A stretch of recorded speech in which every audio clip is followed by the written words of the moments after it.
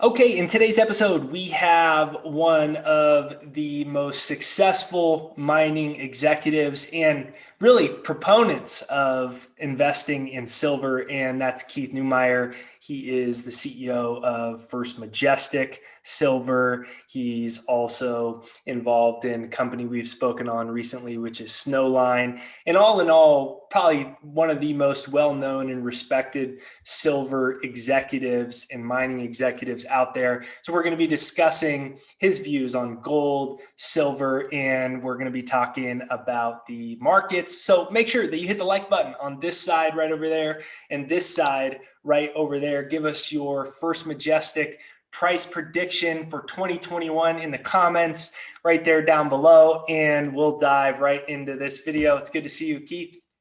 Hey, Jake, it's been a long time. It's a pleasure having a chance to chat with you again. Yeah, it's interesting time right now too, and nobody really knows what to expect in the markets moving forward. There's talks about that the government is going to step the printing presses into high gear, and we'll see this kind of reinflation trade. There's infrastructure bill discussing, at least in the United States. My personal feeling is they're going to have to do a lot of those infrastructure bills to quote unquote stimulate, and that should be good for silver as well as this electric vehicle renewable movement. Maybe that's where a lot of infrastructure will go. But what's your personal opinions when you're looking out, your expectations with the markets, with the metals moving forward? Well, the overall market, depends on what market you want to talk about. Like the U.S. market is really the key market on the planet, and it's been on fire for the last couple of years. Everyone knows that. So, but it's now rolling over in my view. I think we're likely going to see, a fairly large decline in the stock market sometime later this year. And that could bring all stocks down, even the mining stocks. But if you go back and look at what happened in 2002, 2003, and also in 2008, 2009, the first sectors that actually moved were the mining stocks, and they have over the decades have always proven to be really the place to be to keep your wealth somewhat intact, and it's worked for me for 35 years, but you have to be nimble. You have to trade these stocks, and you and I have spoken about this before. If you're up 300%, 400% or 500% on a stock, you should be selling half of it and waiting for that decline, because the mining sector is cyclical, the stock market is cyclical, and you've heard from Rick Rule many times and myself that you need to have a 10-year view on investing in resource stocks, because that's how long these bull markets last. This bull market started, let's call it January 2016 for whatever, you could call it December 2015 if you wish. But going out 10 years from that point, you're in 2025. And that's kind of the time frame that I'm looking at. So, I wouldn't be looking at this time to be liquidating. I'd be looking at opportunities to be buying. And do you think that this fear trade has to resume for the next leg higher in gold and silver? Because you said, looking back at previous times, there's been these sell-offs, and then we see gold and silver in the miners and commodities. They move quick. After we kind of saw that in March 2020, it was gold and silver were the first things to really start moving, and they had an epic rally into August. So do you think that for silver to take the next leg higher, whether that's $35, whether it's approaching and revisiting those all-time highs, but just to stay above 30 and clear that, does there need to be a resumption of a short-term fear trade, and then there's that shift back into it for the next leg up? I look at this as more of a longer term cycle than just a trade like that. I compare this to really 2000, 2001. If you go back to, the dot-com bubble and the Y2K, probably your listeners don't remember what Y2K was, but that was a pretty funny time. And it's very similar to, the SPAC market. The similarities between SPACs and Y2K are just phenomenal. And so here we saw the NASDAQ go up 100% from 97 to 2000, peaking out at 5,000 in March of 2000, and then everything just crashed from there. And within 3 years, the NASDAQ was down 80%, and it wasn't until 2015 that the NASDAQ actually went through 5,000 again. So it took almost 12 years for the NASDAQ to reach its old high. And that's the kind of market I think we're going into. And that's when the miners and the metals just exploded. And we saw silver go from $5 to $50. We saw gold go from 250 to 1,800. We saw copper go from 60 cents to $4. We saw uranium move up to 140. We saw oil go up to 140. We saw real estate prices take off. There was this huge inflation trade. And it wasn't, it started off as really an asset trade, because the market, the big institutions, the big money out there realized, hey, we've been buying crap. All we've been buying is business plans without any backing, like SPACs, for example. So they just got tired of it, and then they blew all this stuff out, driving the NASDAQ down, as I said, by 80%. And all that money flowed into real assets, real estate, oil, copper, silver, gold, and mining stocks, and so on. And I think we're halfway into this, and we've got a long ways to go yet. So sometimes you joke around with me where you give me a little mentorship in a joking way about being able to navigate the emotions of especially investing in mining stocks, and you've tried to illustrate this longer term cycle and trend line to me. Do you think that that's one of the most important things for an investor to know about investing, specifically in silver and silver miners and these types of stocks? I do, because they're very cyclical. We went through a pretty gut-wrenching bear market from 2012, where it started, all the way up to really 2016. That there's nothing different between the bear market from 97, call it, to 2001, but the bull market started in 2002, and it lasted until 2012, 10 years. But over that 10-year period, there was many corrections.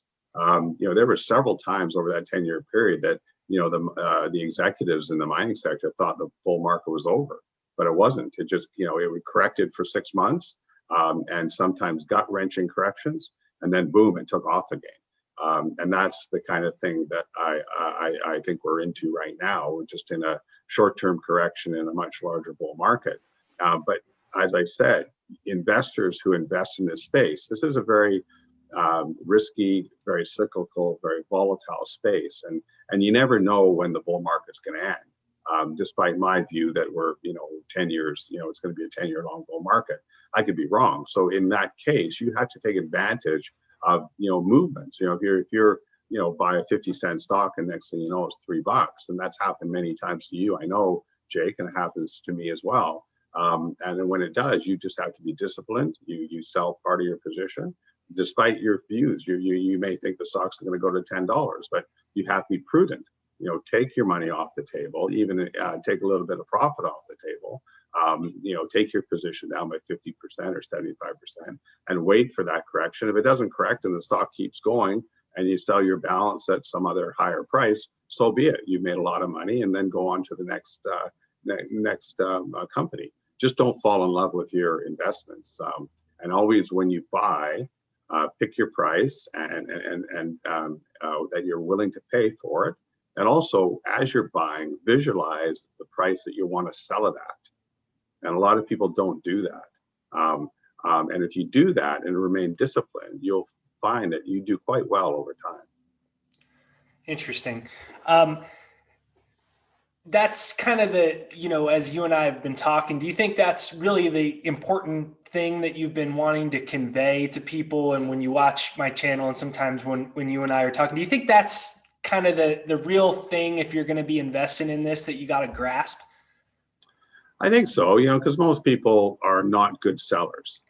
Selling is the hardest thing to do. We're not trained to sell. We're trained to buy. where we have credit cards quite young. Where we liked having toys, we liked having stuff, right? So we're always looking to buy things. When we turn around and sell something, we often just give it away, because you don't have the energy to sell it. You got a Chesterfield that you want to get rid of, you put it on the street corner and someone will pick it up. It's kind of crazy, right? Or if you have a television, you want to buy a new television, give your old one away to your brother or something. So you don't expect to really get much from things that you buy. So you're not programmed that way. But investing, the only reason why you invest is to make a profit, and that's why we're in the stock market, to make a profit. We're not a charity. We're not giving money away to people. We want to make a profit. So in order to make a profit, you have rules in place and discipline, and you have to follow. Powerful. So what do you think, as the CEO of First Majestic, and you're involved in Snowline and many projects, but all in all, you're a mining executive, and one of your areas of specialty has been in silver, in the silver market. And you've told me repeatedly that you truly believe that $100 silver is a possibility and an inevitability. And you said it's a common conversation that you have with Eric Sprott. And to many people, it sounds silly. And I'm curious what type of impact on your long-term, you call it this same, let's say, 10-year trend line, what impact do you think the global government infrastructure bills that I personally believe that's one of, they'll do everything, but I think there's going to be a lot of them. I think when the 4 trillion doesn't work, then there's going to be a 14 trillion one. And it seems so much of the trend line, at least now that renewables is a theme. China needs all this solar as well. Biden says he's going to do all this solar, electric vehicles. It seems like all the time now. Even Ford now says they have like an electric F-150 coming. What impact do you believe that this will have and has already had on the price of silver? Yeah, it's interesting. There's a whole Reddit Robinhood short sleeves play that took place over the last couple of months. Was quite interesting, because when I put First Majestic together back in 2002, I always assumed that supply-demand fundamentals would actually prevail and move the price.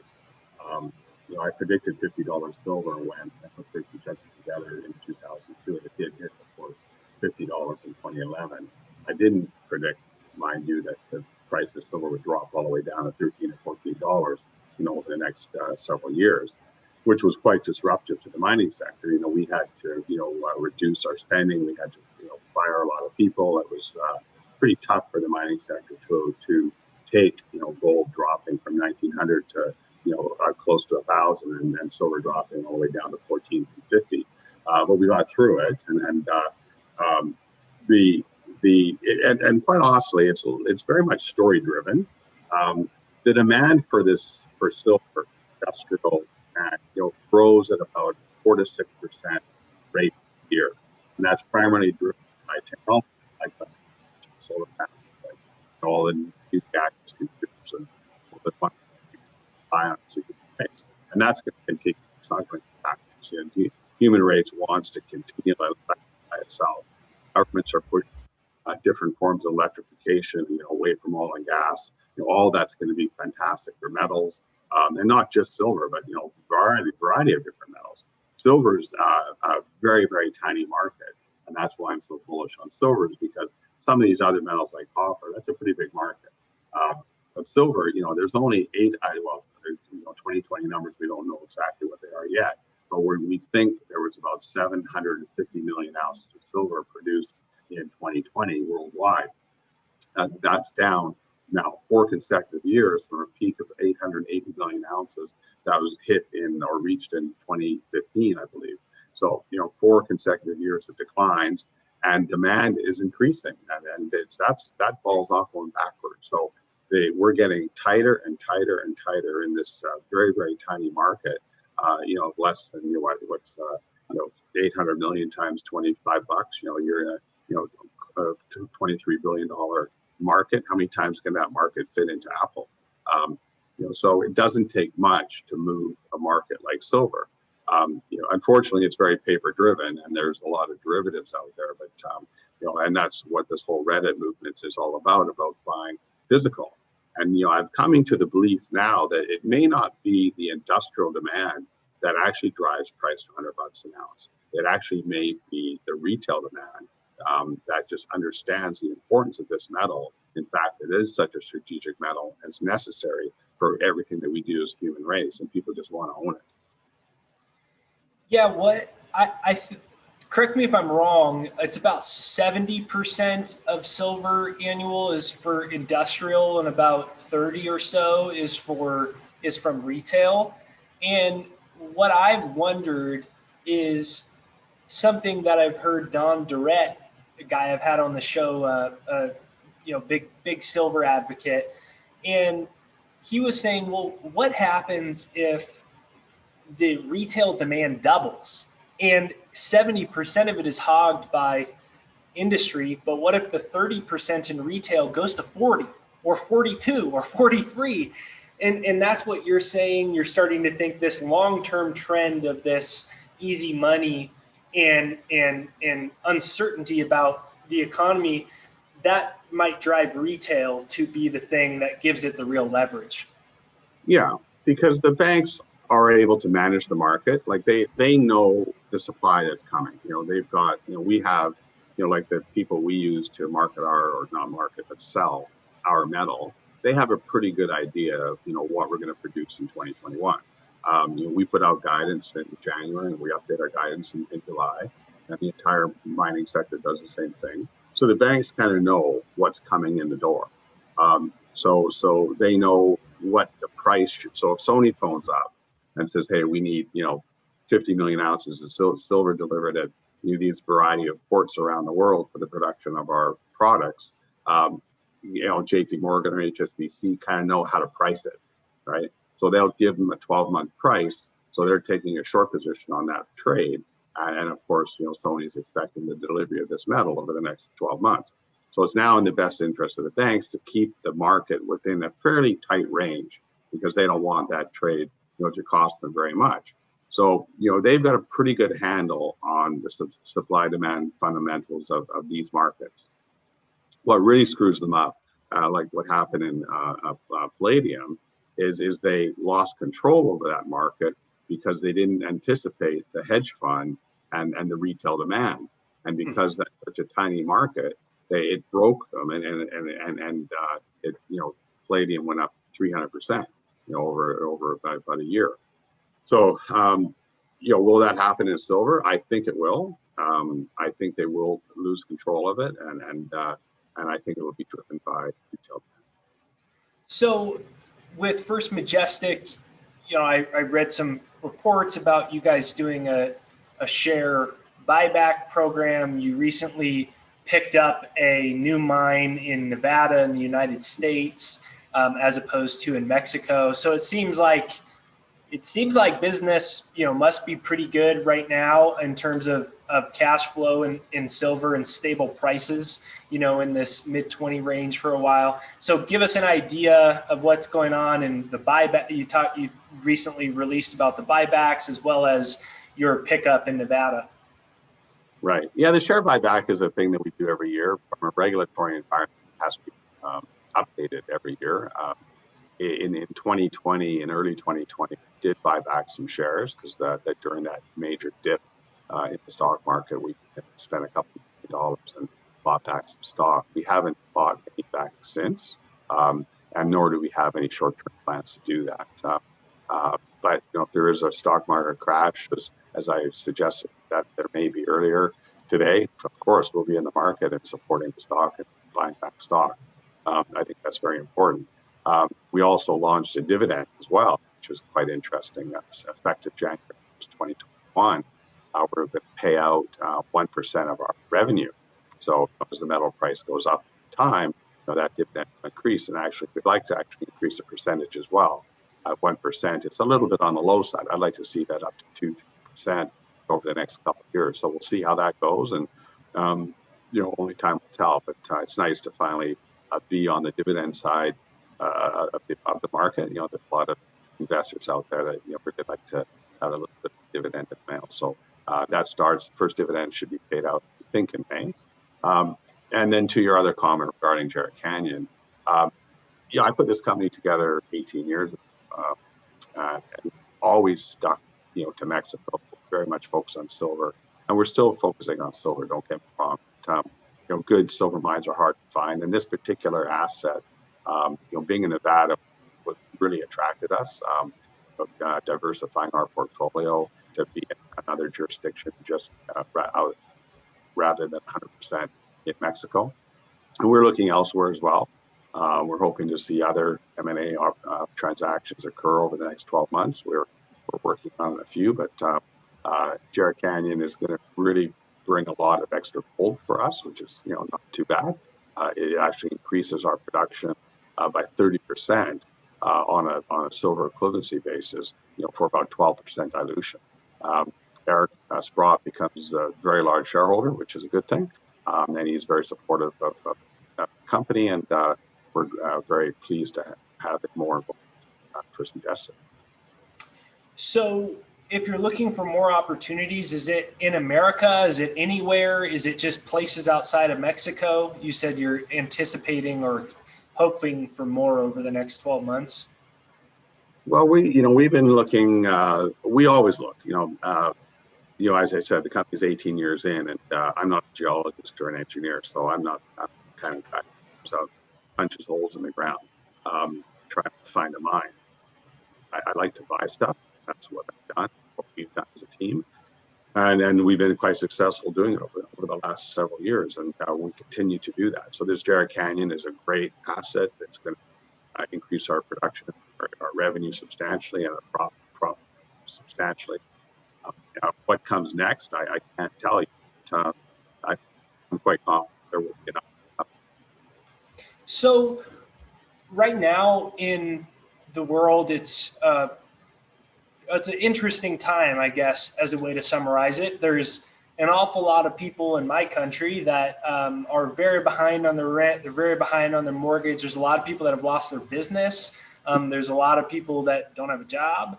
And, that's just in America. A lot of the world, especially in developing countries, is through tourism. And in a lot of ways, that's been gone. And so often we don't even factor in the non-America, non-Canada. And so I always try to, when I have someone that's, really successful on like you, I want to, understand a little bit more about the ways that you are thinking. And for someone listening to this right now, that's realizing we're in this cycle of free or easy money. There's a devaluation of their purchasing power. You're seeing, all types of examples of that. So somebody says, oh, look, I need to make more money. I need to, either grow my business or get ahead more in order to preserve my freedoms. And what do you think are some of the most important things with regards to that? Wow. I love your questions sometimes, Jake. It surprises me how complacent the human population is. We have, governments around the world locking human beings in their homes and preventing them from, circulating and communicating and socializing with other human beings. And, that's not human. That's animals, are put in cages. Humans aren't put in cages. Yet the governments are treating us like animals and just wanting to put us in cages, and yet the human race is just sitting back accepting it. I think Jim Rickards is probably the only person I've actually seen speak publicly about these lockdowns and the lunacy behind these lockdowns, and then the fact that they're creating, well, of course, what you said, bankruptcies and poverty. But family violence, drug abuse, the saying of, my COVID belly, There's a saying now flying around due to the increase in alcohol consumption. These are not good things, and this is caused by these crazy politicians that think that these are good ideas. I was listening to Tucker Carlson the other day on Fox, and they tried to figure out where this 6 foot distancing came from, right? Because they just came up with this, social distancing, and it's got to be 6 feet.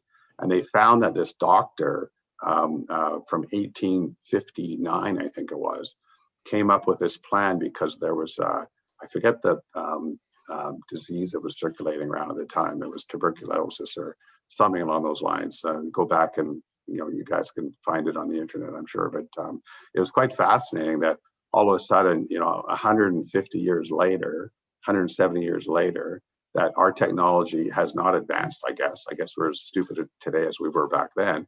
That the politicians just say, oh, 6 feet, it's got to be 6 feet, right? And then anyways, we could talk forever, but the whole thing behind it is I've been tested for COVID-19, I think 20 times in the last 6 months, just because of my movements and so on.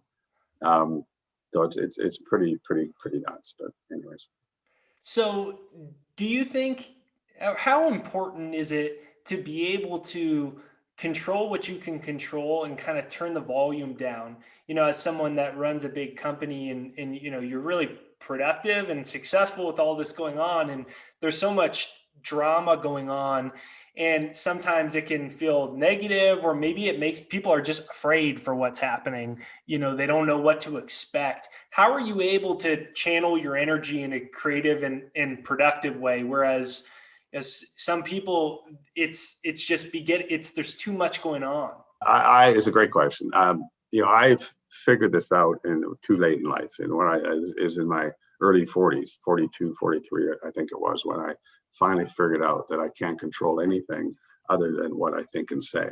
In my 20s and 30s, when I put together my prior company, copper company, First Quantum Minerals, in '92, I had a bit of a reputation of being a bit of a hard nose and a bit of a control freak.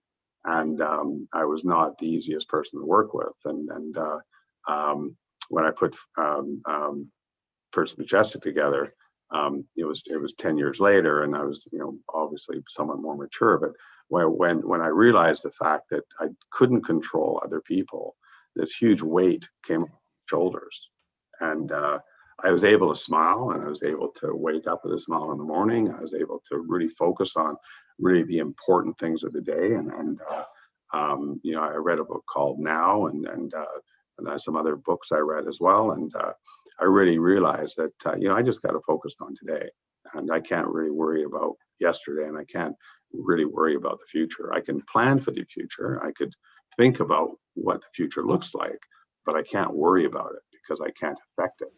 So, do you think that that's made you more successful and productive? Absolutely, because it calms the mind, right? Your mind's not busy, flying around, worrying about stuff and thinking about crazy things. And because I suffered, I know a lot of other people suffer from what's called a busy mind, whereby you're having a tough time sleeping, you're having a tough time focusing on stuff and really concentrating on the important things. And if you just realize and take a step back and say, hey, look, all I can do is control what I think and say, it's quite a relief. Awesome. So what's your expectations moving forward when you're looking at the world right now? It's a precarious situation to be in, and then people are wondering, is everything gonna sell off again? Is the Fed gonna get involved and stop interest rates from rising? They're just, how many more stimulus are they gonna have to do? What is your expectation? Do you think we just really step into this MMT, more money immediately, print as much of it basically until there's some real tangible effects in people, maybe everyday people losing less confidence in currency? Do you think this trend just accelerates into this? It's a pretty interesting phenomenon that we're witnessing, right? Because there was a time, and not really that long ago, even a decade ago, where currency was looked at as something valuable to hold on to, right? So you have a $100 bill in your pocket, and you go, wow, that's like, this is great. Um, um, so there was a perceived or a believed value, on world currencies. As the governments now and the governments woke up at some point, and I don't know sure who came up with the plan, but they realized that what they're doing is there's really no value to this money, right? It all they learned it from the United States, and they learned it because look, if the United States wants to build a battleship, they need to build it in Korea, because they're good at building battleships. Korea is going to take those U.S. dollars because everything's priced in U.S. dollars, so they've had an advantage when it comes to building out their military and building out their power throughout the world, because they've just been using paper.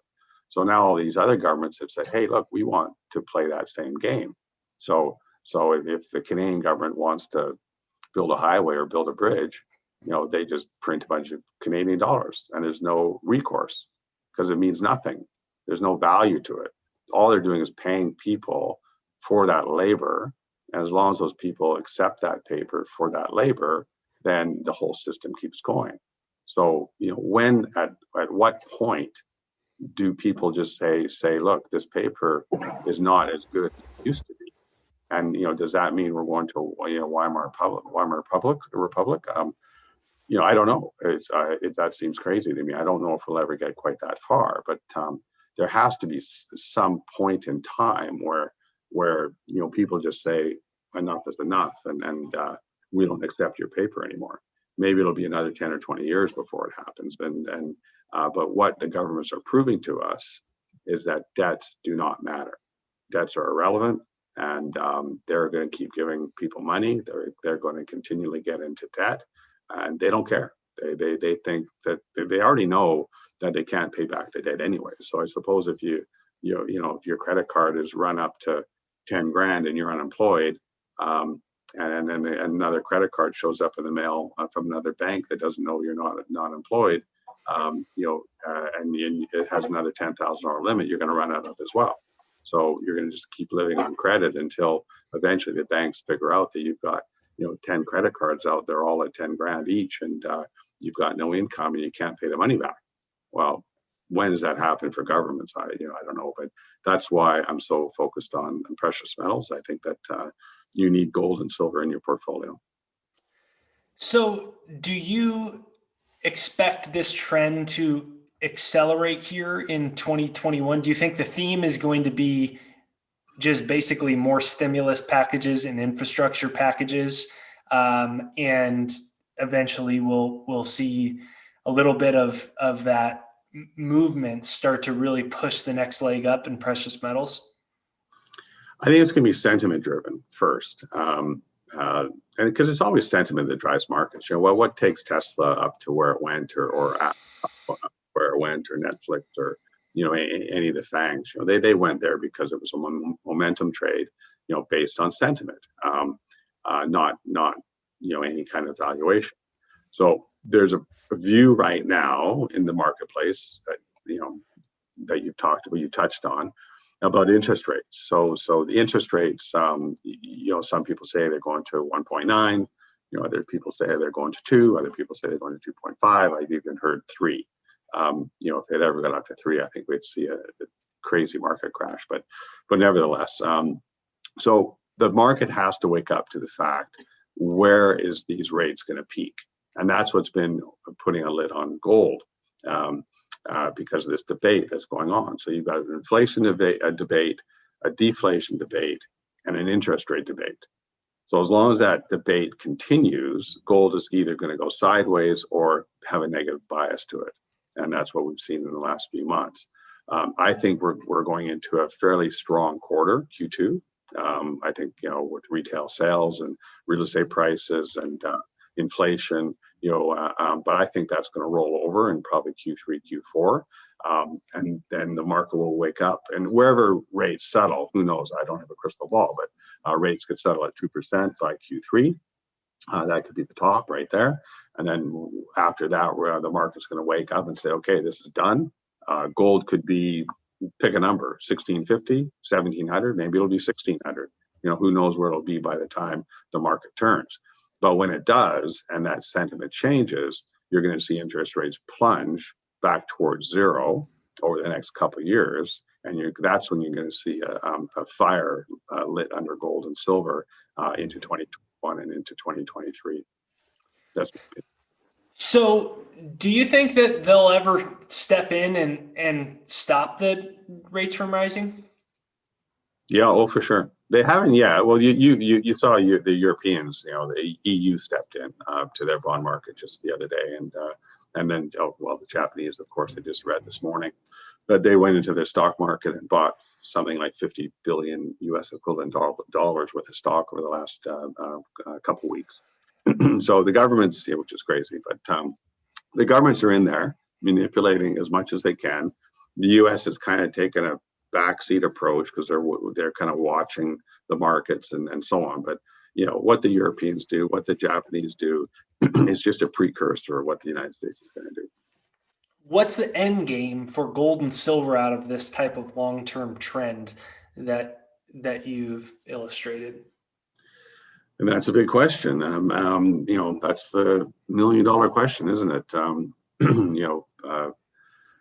We all have our views. I don't know. I just can't imagine us getting back into a gold standard. I just think it's just it'd be so much against the whole governmental system that we're currently in. I don't remember the gold standard. I was in my early, I guess I was 11 or 12 when we got off the gold standard. But I do remember silver coins in my pocket, which is kind of cool. I remember buying a Coca-Cola for 5 cents with a silver dime. But unfortunately, I didn't collect enough of them.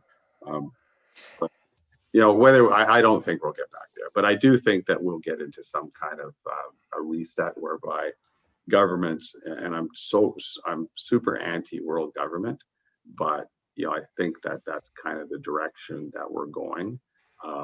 And I think they're going to pick a basket of commodities and currencies that will be, Rickards calls it SDRs, but they'll come up with some fancy name, maybe world dollar or something like that. And we're probably 20 or 30 years away from that. But I think ultimately that's where we're going. That's what the governments want. They want totalitarianism. They want more socialism. They want more control. And that's where they're going. And unfortunately, they're probably going to win that battle. So that's your way you envision this idea of a reset. In a process like this, do you think that essentially this trend continues, central banks and the big money in the world continues to essentially buy everything, and then it gets to a point that essentially just debts are forgiven, and then it's like, hey, here's our new currency, debts are forgiven. And then you basically have this world where this wealth transfer has been complete, where there are very few people are left with wealth. That's right. And the middle class is basically, devastated. You've got the majority of the people that are poor, who knows what percentage, but, the vast amount of people poor living in government housing, being paid by, getting their electronic, currencies in a wallet, to go buy their food and all that kind of crap. And then you've got, the elite that, are kind of in their big homes and kind of overlooking things. And I'd rather be on that side. So, hopefully with my investments in gold and silver, I'll be able to protect myself and my family, but who knows? So how far away from that do you think we are? Hopefully a long ways away. I'm just really not encouraged with the direction of these governments. Well, one thing though that does give me some encouragement, we got a lot of old farts running this world, and when I say that, people my age, like I'm 61, and So a lot of the people that kind of run the governments, run the world, are kind of in the 60s and 70s, and they're slowly dying off. We saw Cheney die off, and a few others, and I'm not going to name names because I may never be allowed on the internet again, but there's a few others I would like to see kind of go their way. And as this process occurs, which is going to take another 10 or 20 years, we have a pretty smart millennial group, and we saw, there's whole Reddit crowd going back to that whole concept. They put their foot in their sand, and they made a statement, right? And it rattled a lot of people. And then, people are now waking up to the fact that, hey, this millennial group is pissed off, and then they might want to make change. And maybe they could come in, these the old guard or the current guard will continually screw up the system for the next 10 or 20 years, feeding the bankers, and making sure the elite are the only ones making money. And then they'll disappear and get replaced by a new group of younger, smarter, energetic people that will rewrite the system. And maybe this goes to the fourth turning, that Howe has written. I'm sure you've heard of the fourth turning before, but he says we're in a fourth turning right now, and this kind of period can last 10 or 20, 30 years, and coming out of it, going into the first turning, is a very positive part of the human race. So when I forget exactly when he says that's going to happen, I think he's called it 2035, I believe, in his book. But so we got a bit of a ways to go. So what do you think is the expectation that First Majestic and the silver experts have for 2021 silver price? Well, I've been predicting silver prices for almost 20 years. So sometimes I've been right, sometimes I've been wrong. Though I've been wrong a lot over the last 5 years. But look, I'm a big ratio guy.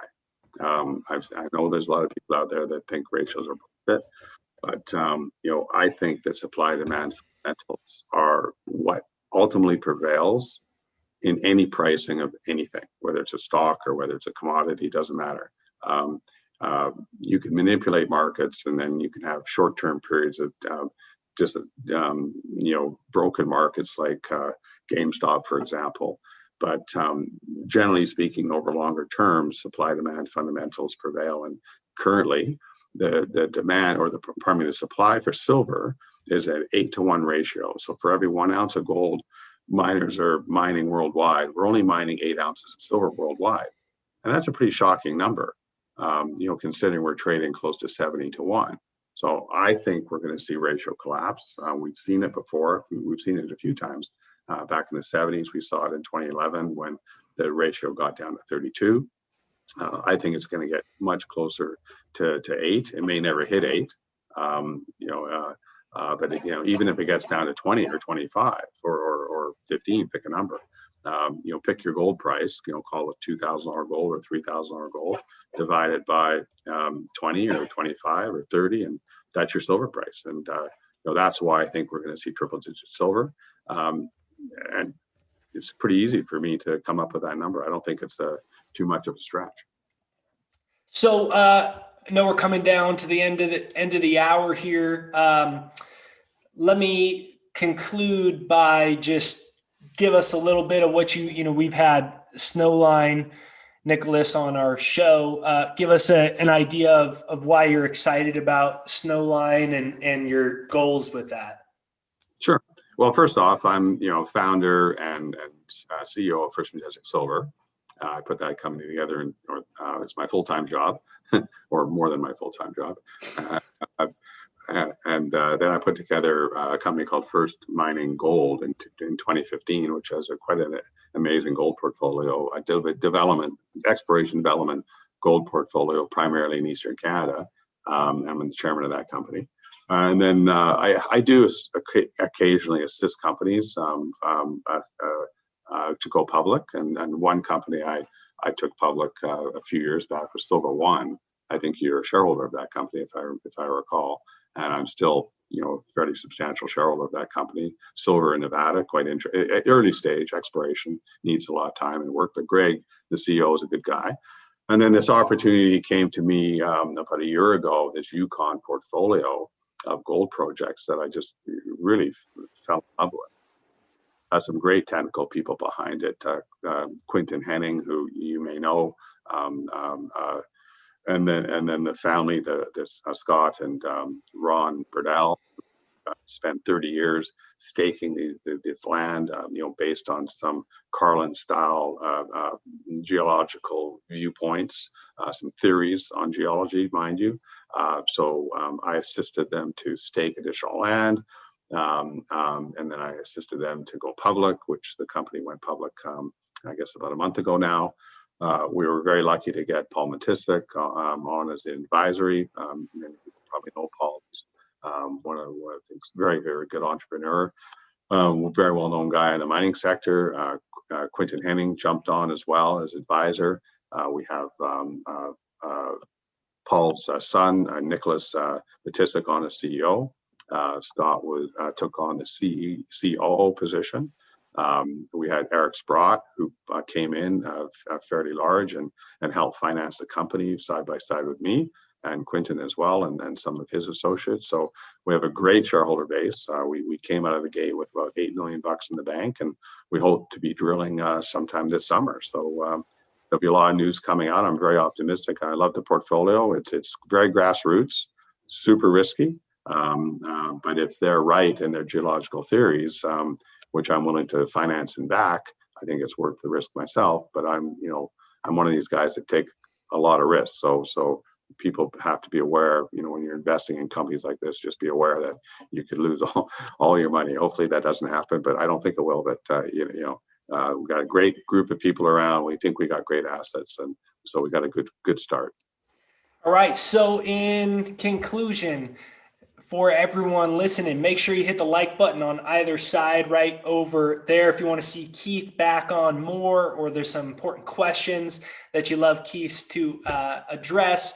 I'll pool them for the next one, so leave those right there down below. And Keith, let me know one thing that you are excited about, grateful about, looking forward to right now in 2021. The end of the lockdowns, the not having to wear masks in public, and just getting outdoors and rubbing shoulders with people, and having a beer with buddies. So we'll have Keith's Twitter right there down below. We'll have First Majestic website, Snowline, and the rest down there below in the description for you to check that out. And so we want to thank Keith for coming on, and make sure that you hit the like button, subscribe, bell notification, and we'll see you next time. Thanks, Jake.